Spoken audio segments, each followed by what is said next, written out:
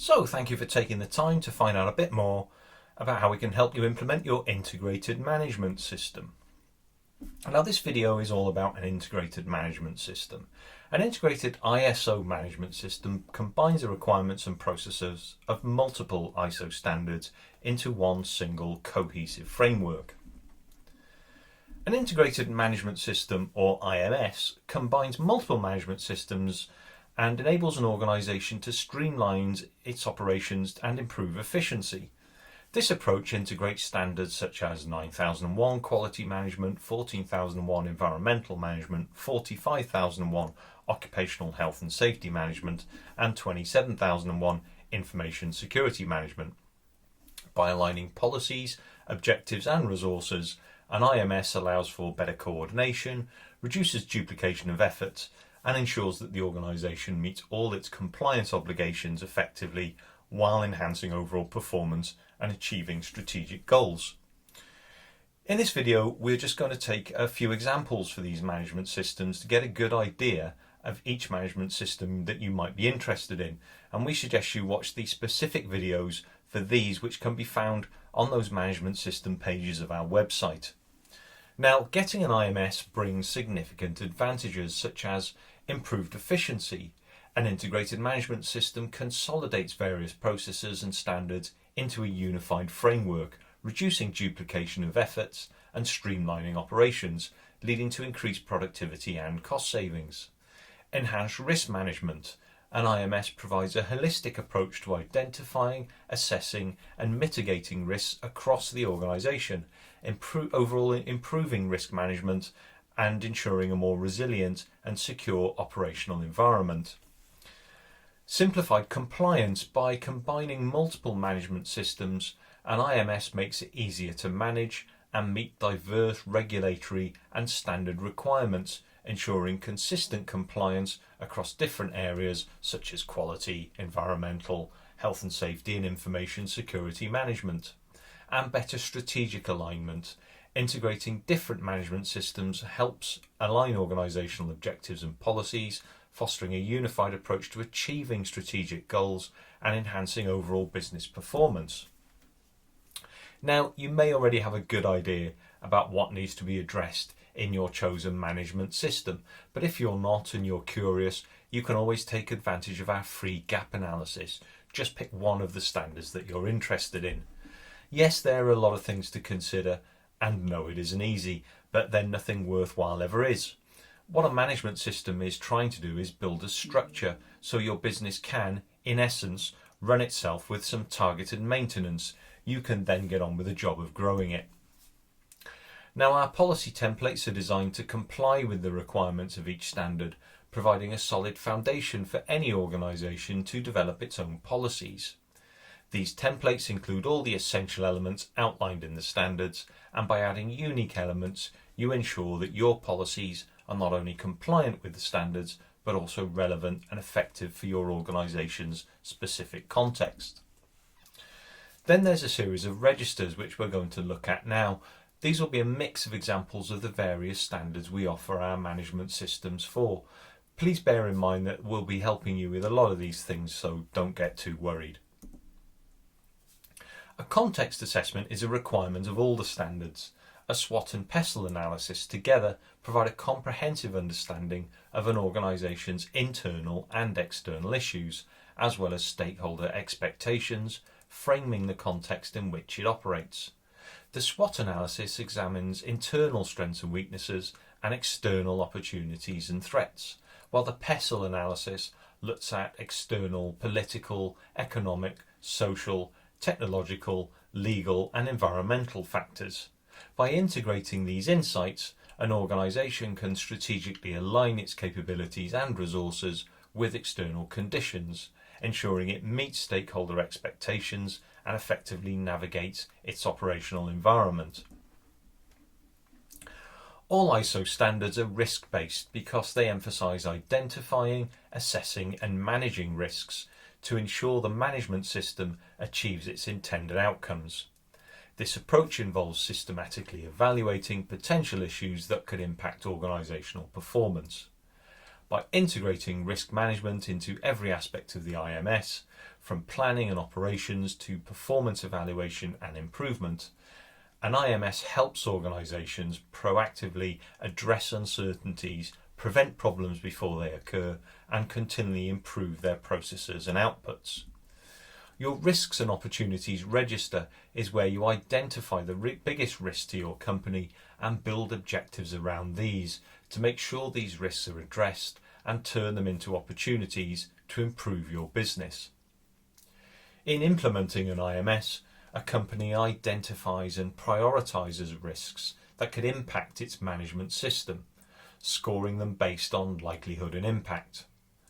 Objectives are then set to mitigate the highest scoring risks with detailed action plans, responsibilities and resources allocated to achieve these goals. This ensures that the company focuses on the most critical areas, enhancing overall management and performance. An aspects and impacts register is crucial in 14001 as it identifies and evaluates the environmental aspects and their associated impacts arising from an organisation's activities, products or services. This register helps prioritise significant environmental aspects, guiding the implementation of effective controls and improvement measures. It works by systematically listing all environmental aspects, assessing their potential impacts and determining their significance based on criteria such as severity, frequency and legal requirements. This process ensures the organisation proactively manages its environmental footprint, complies with regulations and continually improves its environmental performance. Allocating roles and responsibilities is essential for effectively implementing an IMS, as it ensures accountability, facilitates coordination and enhances communication within the organisation. Clear roles prevent overlaps and gaps, support compliance with the standard and aid in continuous improvement by making it easier to monitor performance and implement corrective actions. Document management is crucial when implementing an IMS because it ensures that all processes, procedures and records are accurately maintained, easily accessible and consistently updated. Proper document management helps maintain clarity and consistency across the organisation, supports compliance with the standards requirements and provides a reliable basis for audits and reviews. It also facilitates effective communication, training and knowledge sharing among employees, contributing to the overall efficiency and continuous improvement of the management system. Now, we still believe in an organisation having a manual, even though this isn't a requirement under the standards. A good manual is a vital tool when referred to properly throughout an organisation. They show exactly how you plan to conform to your chosen standards, give you guidance on improving processes, and makes audits easier, both internal and external, as it shows how you're complying with each clause of the standards. Our management system manual template helps organisations demonstrate compliance by clearly linking to all relevant management system documents and using AI prompts in key areas. This approach not only provides a clear roadmap for maintaining compliance, but also enhances the efficiency and effectiveness of the documentation process, making it easier for organisations to manage and demonstrate their adherence to their chosen standards. You need to look at all of your work activities and identify which legislation or regulations apply to your business and say how they apply to your activities and what you're doing in order to comply with them. If you're not complying with them, or maybe only in part or not particularly effectively, then what control measures do you need to put in place? This could be in terms of work instructions, additional equipment, additional training, etc. Also determine whether there's any specific industry regulations you need to comply with, for example if you work on the railway, or whether you have any voluntary body or membership codes of conduct you need to comply with. In all but ISO 27001, it isn't a requirement of the standard to have an asset register, but all of them do require you to make sure that any equipment you do use is properly serviced and calibrated where required. You may use your own equipment to calibrate items, and you have to demonstrate how this itself is calibrated. If you have a register, then it's easier to demonstrate this. Maintaining one can help manage and control hazards associated with workplace assets, supporting the overall objective of improving your management system. Recording and maintaining an organisation's assets is vital because it ensures that all resources necessary for the management system are properly managed. It also aids in resource planning, risk management and compliance with regulatory requirements. By keeping accurate records, organisations can prevent downtime, reduce costs and enhance overall operational efficiency. Non-conformities are common to all standards, although they differ in their application for each one.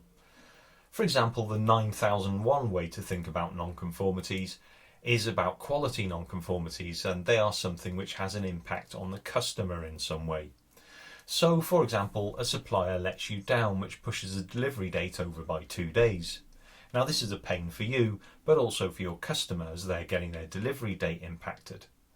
If, however, your canteen has run out of tuna sandwiches, this doesn't really affect your customer, so it's not really a non-conformance. But then if your staff refuse to come into work unless their tuna sandwiches are reinstated, then that would affect your customer, and it's at this point that you'd raise it. So when you've got a non-conformance, you have to deal with it in a formulaic way. First, you have to address the immediate issue as best you can. This is the corrective action, but then you need to really look at the issue and what caused it, the root cause analysis. In the case of the supplier letting you down, say you assigned an employee to do an investigation and they found that it's because your supplier themselves were let down by a part not arriving from their supplier. You also find out that this isn't the first time your supplier has been let down like this. So then you're into the area of preventative action.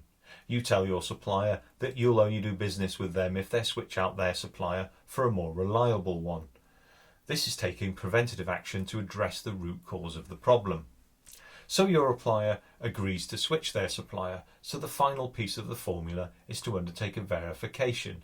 This is where you decide that you'll look at this whole issue again in, say, 3 months' time, just to check there's been no recurrence of the problem.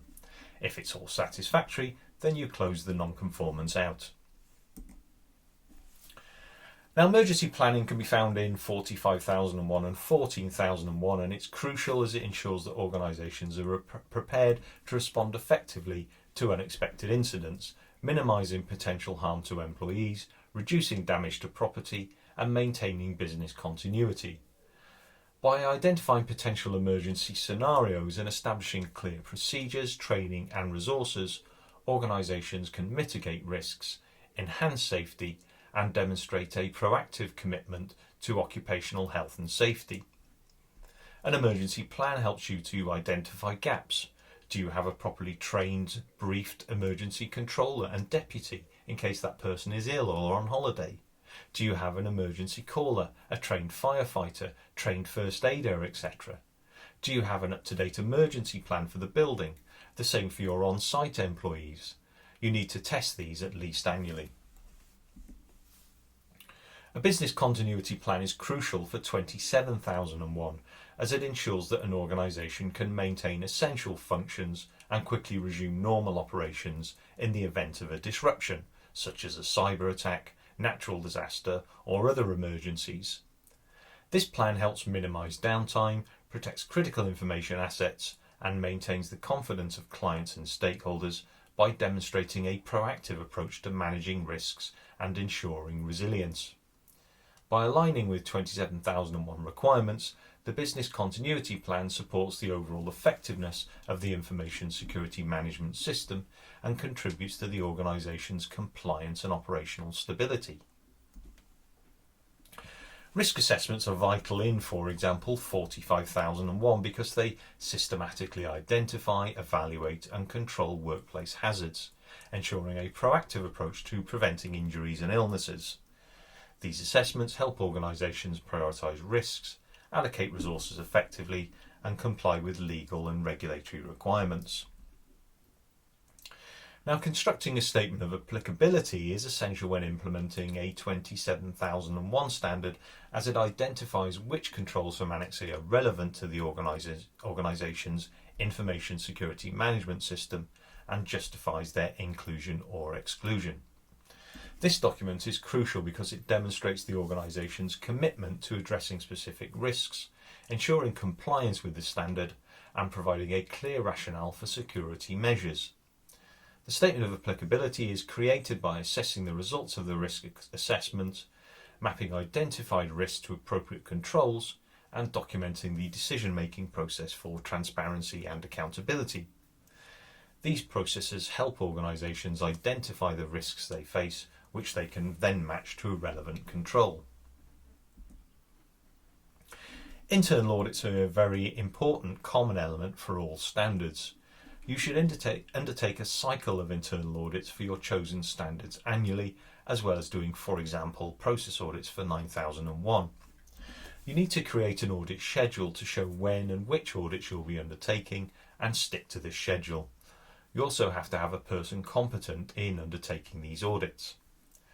Having an audit schedule and undertaking internal audits are crucial when implementing an IMS because they ensure that the management system is consistently monitored, evaluated and improved. Internal audits help identify non-conformities, areas for improvement and ensure that processes comply with the standards.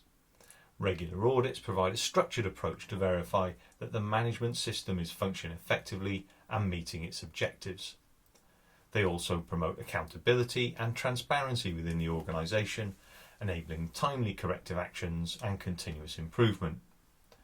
Ultimately, an audit schedule and internal audits maintain the integrity and reliability of the IMS, ensuring sustained compliance and enhanced performance. Regular security audits are crucial for maintaining 27001 compliance and ensuring the integrity, confidentiality and availability of information assets. These audits encompass a variety of tests and reviews, each addressing specific aspects of an organisation's security posture. For example, firewall penetration testing is vital for identifying and mitigating vulnerabilities in the firewall, which serves as the first line of defence against external threats. Or, for example, uninterruptible power supply testing ensures that the backup power supply systems function correctly, preventing data loss and downtime during power outages. Operating system patching is essential for keeping systems up to date with the latest security fixes, reducing the risk of exploitation through known vulnerabilities. And reviewing logs is critical for detecting and responding to security incidents, ensuring that any anomalies are investigated and addressed promptly. Together, all these and more form a comprehensive approach to maintaining robust information security and compliance with the 27001 standards. All standards include specific requirements necessary for the adoption of the process approach. With 9001, for example, we help you to map your processes with the help of AI. This detailed process mapping ensures a clear understanding of how different functions align with the overall management system, facilitating better management, compliance, and continual improvement. When implementing an ISMS, policies are crucial as it sets out the organisation's commitment to either quality, health and safety, the environment, or information security, and aligns employee actions with the IMS's goals and provides a framework for continuous improvement. Within 9001, for example, a design and development policy may also be required, which ensures structured, risk-managed processes for creating new products or services, ensuring compliance with standards and fostering innovation while maintaining quality.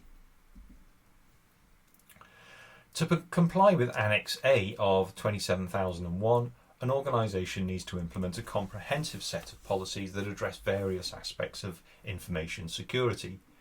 These policies ensure that all necessary controls and procedures are in place to protect the organisation's information assets effectively. So, for example, an information security policy defines the overall approach to managing information security, including objectives and principles to safeguard information. This is complemented by an asset management policy, which covers the identification, classification, and handling of information assets to ensure they're being adequately protected. An access control policy establishes controls to ensure that access to information and systems is limited to authorised individuals based on business needs. A communication security policy ensures the protection of information in networks and its secure transfer between entities. An incident management policy provides guidelines for identifying, reporting and managing information security incidents. These policies and more are essential for establishing a robust information security management system that meets the requirements of 27001, helping the organisation protect its information assets and maintain compliance with international standards. Implementing 27001 requires a structured approach to managing information security, and registers play a crucial role in this process. For example, an access register is essential for tracking who has access to what information within the organisation. It ensures that only authorised personnel can access sensitive data, thereby helping to prevent unauthorised access and potential breaches. A backup register records the backup schedules, location and status of backups. This document is vital for ensuring that data can be restored in case of data loss, corruption or disaster, thereby supporting business continuity and data integrity. Similarly, a software register keeps track of all software used within the organisation, including version numbers and licensing information. It helps in managing software assets, ensuring compliance with licensing agreement and keeping systems up to date to mitigate security vulnerabilities. So these registers and more are essential for tracking and managing key aspects of information security, ensuring compliance with the 27001 standard and maintaining the integrity, confidentiality and availability of an organisation's information assets. Now, awareness of your IMS within an organisation is crucial because it ensures that all employees understand the importance of the quality management system or the environmental management system or the health and safety management system, etc., their roles in maintaining them and how it impacts on their work and the organisation's success. This collective understanding fosters a quality, environmental, health and safety and/or information security focused culture, enhances employee engagement and promotes consistent adherence to IMS standards and procedures. Competency is a critical factor when implementing an IMS because it ensures that employees have the necessary skills, knowledge and experience to perform their roles effectively and contribute to the management system. Properly assessing and developing employee competencies help maintain high standards within the IMS, enhance productivity and ensure compliance with the IMS's requirements. We use competency matrices to help organisations evaluate and develop employee capabilities. A simple competency matrix lists required skills and tracks their validity. For more complex needs, we offer a detailed matrix which, for example, categorises and ranks the competency levels of individuals and the processes they're involved in. Whichever one you choose, a competency matrix allows organisations to precisely assess where each employee stands in their competency journey, identify training needs, and plan professional development activities accordingly. Using such matrices ensures that all team members are well equipped to fulfil their roles within the IMS, leading to improved outcomes and continuous improvement. Now, when taking on new suppliers, you need to vet them and devise an appropriate questionnaire based on their risk as a supplier, whether that be a risk to quality, health and safety, the environment, or information security. Then, at least annually, you need to assess their performance. We provide you with a supplier list template where you put in your suppliers, then use a simple drop-down system to score them according to your supplier management procedure. The score they get will determine what you do with them. So, for example, if they score very low, you have a number of options such as review as past performance, discussion arranged with the supplier, corrective actions requested of the supplier, audits could be requested, or you could do an on-site visit. Ultimately, if you decide to, a supplier may be removed from your approved supplier list if, for example, corrective actions are not answered promptly, their performance level falls below where you deem acceptable. You simply choose to change suppliers, or they fail to complete a supplier evaluation survey. This is all supplier management in action. Management reviews are essential when implementing any standard, as they ensure the management system is effectively maintained, evaluated and continuously improved. These reviews enable top management to monitor performance, track progress towards objectives, identify trends and assess process effectiveness. They highlight areas for improvement, ensuring proactive adjustments and fostering a culture of continuous enhancement. Additionally, management reviews ensure appropriate resource allocation, effective risk management and transparent communication with stakeholders, aligning the IMS with the organisation's strategic objectives and regulatory requirements. There are specific things that have to be addressed in a management review, such as non-conformances, customer complaints for 9001, supplier performance, internal audit results, etc. We provide a template which cuts down on a lot of the work by using AI prompts to ensure all of these are addressed. Now, the certification cycle is a 3-year programme which starts with the Stage 1 audit. Your auditor investigates whether or not you successfully managed to comply with the proposed scope and the targets you set for your company. While this may show up some weaknesses and areas for improvement, this process is designed to be constructive, preparing you for the Stage 2 audit. Then typically around a month later you'll have a Stage 2 audit. This confirms that your processes and systems are free from non-conformities. Again, your auditor will evaluate your performance and efficiency and make the recommendations for certification. Now, there still may be a need to address non-conformities following this audit, but it's at this point you usually get your ISO certification. The following 2 years will see annual surveillance audits by the certification body. During these, all the elements covered in the Stage 2 audit are reassessed with a view to ensuring that all the original systems and processes are operating as specified and producing the correct outcomes. Following these 2 years of surveillance audits, you will then get a recertification audit. Your ISO certificate is valid for 3 years after its initial issue. Recertification requires you to undergo an audit similar to the initial auditing process, but without the need for a Stage 1 audit. So it's important to realise that each one of these annual events incurs a cost with the certification body, usually on a day rate basis. On the subject of cost, you can always check out our free cost benefit analysis tool to give you a good idea of whether getting an IMS might be worth it for you. Now, we use a Dropbox system to deliver all of our documentation to you, which will have been personalised to your company. These are separated out into a simple folder structure. With Dropbox, all documents can be edited within the system and saved directly without the need for your own Dropbox account. In addition, we provide useful tools which you can use for your management system, and we're always adding to this.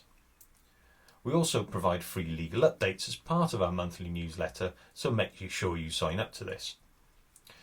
Our Dropbox solution is a conscious decision by us as a way of working. Now, there's a plethora of compliance software on the market, but it all has the same issues. It relies on you to update it, and this either remains on a bespoke platform which is used by only a few people, or you constantly have to download a document, edit it, then re-upload it, which all takes far too much time. The Dropbox system allows you to edit Office documents right in the folder, letting you share them among colleagues whenever you want. Hopefully you're now convinced about going for your ISO certificates, and even more convinced that we're the best ones placed to get you there. If not, there's a few other things you might want to consider. Our packages include a fair usage approach to support, including ensuring that we provide comprehensive assistance tailored to your preferences. We offer unlimited help through email, video conference or phone calls, allowing you to choose the communication method that best suits your needs. Additionally, you can access support through our network using Mighty Networks, a platform that facilitates collaboration and community interaction. This flexible and accessible support system ensures you receive the guidance and assistance necessary to effectively implement and maintain your integrated management system. So, thanks again, and we hope we'll be working with you very soon.